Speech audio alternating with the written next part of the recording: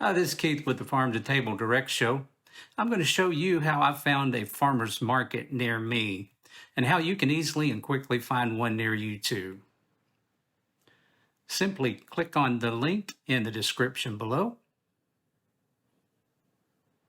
and it will take you to the USDA Local Food Directory.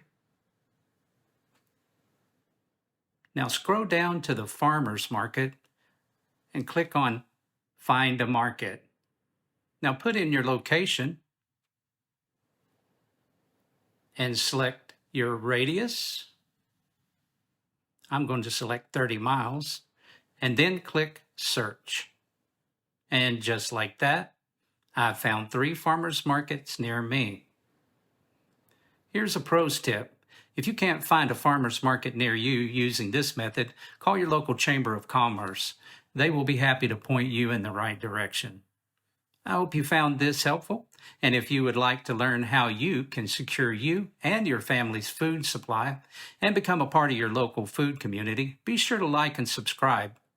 Oh, and you might also be interested in learning how you can buy straight from a farmer. Click this link here.